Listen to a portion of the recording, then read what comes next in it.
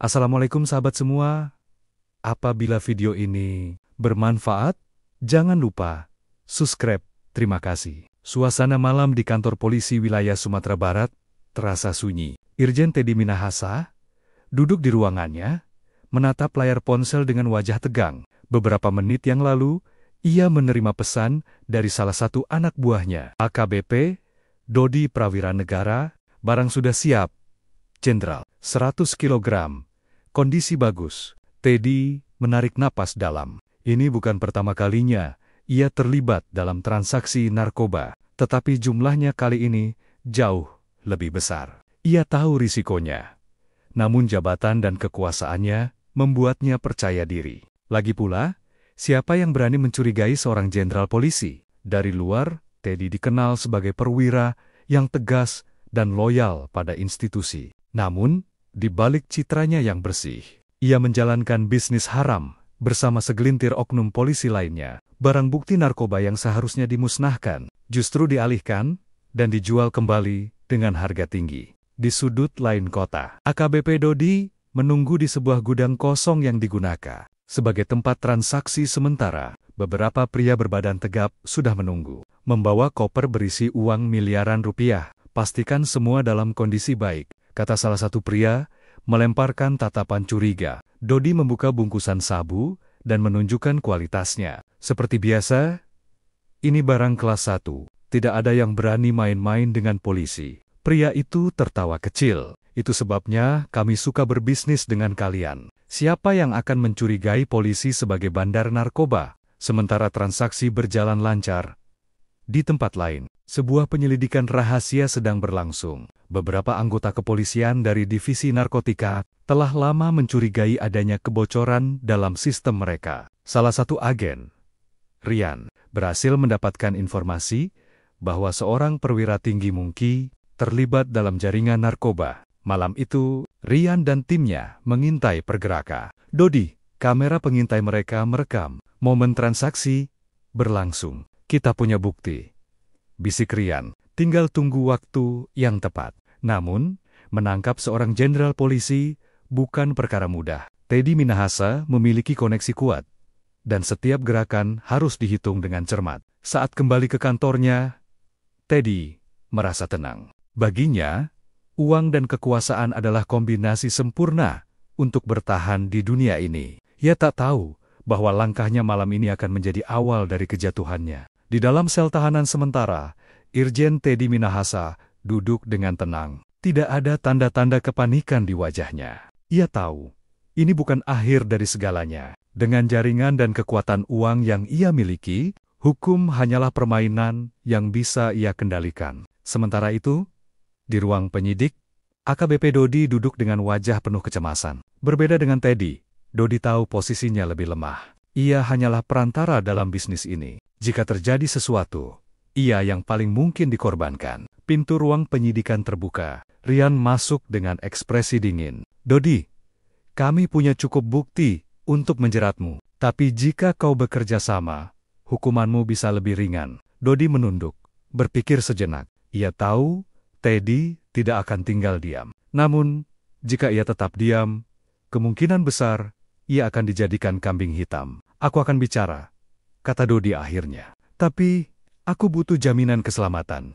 Rian tersenyum tipis. Selama kau jujur, kami akan melindungimu. Beberapa hari kemudian, kasus ini menjadi berita nasional. Media mulai memberitakan keterlibatan seorang jenderal polisi dalam jaringan narkoba. Masyarakat marah. Namun, sebagian besar pesimis bahwa hukum bisa berlaku adil terhadap orang sekuat Teddy Minahasa. Di pengadilan, jaksa menuntut hukuman berat. Namun, seperti yang sudah diduga banyak orang, pertarungan hukum ini tidak akan berjalan seperti seharusnya. Teddy memiliki pengacara terbaik. Bukti-bukti yang seharusnya memberatkannya mulai dipertanyakan. Saksi-saksi ditekan.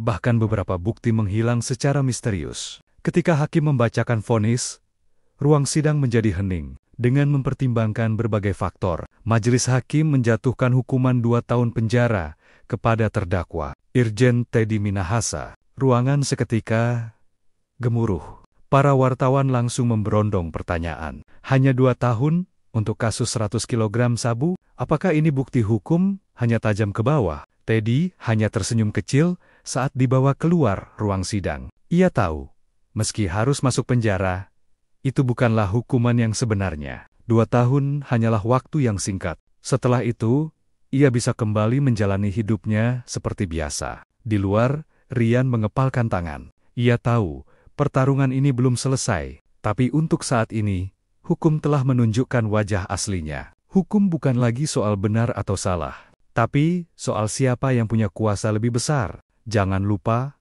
subscribe. Mari kita lanjut ceritanya. Pagi itu, suasana di kantor kepolisian masih berjalan seperti biasa. Irjen Teddy Minahasa duduk di kursinya dengan percaya diri. Baginya, bisnis semalam hanyalah transaksi biasa, sebuah rutinitas yang sudah ia jalani bertahun-tahun tanpa hambatan. Namun, di sudut lain kota, sebuah operasi rahasia mulai berjalan. Tim penyelidik yang dipimpin Ryan telah mengumpulkan bukti kuat tentang keterlibatan Teddy dalam bisnis narkoba. Rekaman video transaksi AKBP Dodi dengan bandar, bukti aliran dana mencurigakan, dan informasi dari informan di lapangan sudah cukup untuk menjatuhkan sang jenderal. Malam harinya, Dodi mendapat pesan tak terduga. Kita dalam bahaya. Ada yang tahu soal transaksi semalam? Dodi langsung menelepon Teddy. Suaranya gemetar. Jenderal, ada masalah. Polisi dari divisi narkotika mulai mengendus jejak kita. Teddy terdiam sejenak, lalu menghembuskan napas panjang. Tenang, semuanya di bawah kendali. Mereka tidak akan berani menyentuh kita tanpa bukti yang cukup. Namun, kali ini, Teddy salah. Tim Ryan sudah menyiapkan operasi besar. Mereka tidak hanya mengincar Dodi, tetapi langsung menargetkan Teddy sebagai otak di balik jaringan ini. Malam itu, saat Teddy berada di sebuah restoran mewah untuk bertemu dengan seorang pejabat tinggi, sekelompok polisi berpakaian preman mendekatinya. "Maaf, Jenderal, kami perlu Anda ikut bersama kami," kata salah satu petugas sambil menunjukkan surat perintah penangkapan. Teddy tersenyum kecil, berusaha tetap tenang. "Kalian pasti bercanda. Aku ini jenderal polisi. Dengan tuduhan apa kalian menangkapku? Perdagangan narkoba. Kami punya bukti lengkap, termasuk transaksi 100 kilogram sabu yang Anda perintahkan," kata Ryan. Tegas, wajah Teddy berubah. Ia tahu, kali ini situasinya berbeda. Namun, sebagai orang yang sudah lama bermain dalam permainan ini, ia tidak akan menyerah begitu saja. Saat dibawa ke mobil tahanan, Teddy menatap keluar jendela dengan ekspresi datar. Ia sudah menyiapkan rencana cadangan koneksi, pengacara mahal, dan kekuatan uang yang bisa membantunya keluar dari masalah ini. Di sisi lain, Ryan dan timnya merasa lega. Mereka berhasil menangkap salah satu perwira polisi paling berkuasa yang terlibat dalam jaringan narkoba. Tapi mereka juga tahu, pertarungan ini belum selesai, karena dalam dunia hukum yang tumpul ke atas, seorang jenderal seperti Teddy Minahasa tidak akan jatuh begitu saja. Bab 4.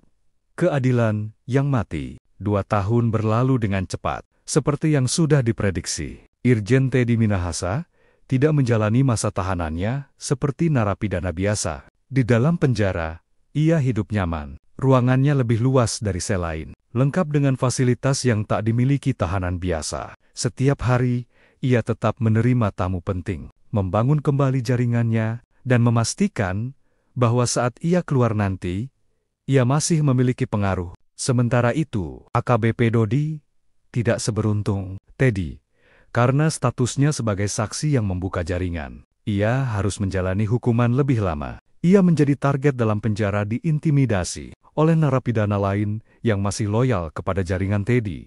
Ryan, yang sejak awal menangani kasus ini, duduk di meja kerjanya dengan wajah lelah. Ia menatap berkas kasus yang pernah membuatnya bersemangat, tetapi kini hanya menjadi bukti bahwa hukum di negeri ini bukan untuk semua orang. Kita sudah berjuang, tapi sistem selalu punya caranya sendiri untuk melindungi orang-orang seperti dia, kata rekannya. Ryan mengangguk. Teddy Minahasa akan keluar, bebas, dan mungkin kembali berkuasa. Tapi setidaknya, kita pernah mencoba. Hari pembebasan Teddy tiba. Saat keluar dari gerbang penjara, Ia disambut beberapa kolega lama. Tak ada penyesalan di wajahnya, hanya senyum tipis penuh kemenangan. Seorang wartawan memberanikan diri bertanya, "Apa yang akan Anda lakukan setelah ini, Jenderal?" Teddy menatap kamera dengan percaya diri. "Saya akan kembali berkontribusi untuk negeri ini." Di sudut lain, Rian menyaksikan berita itu di layar televisi.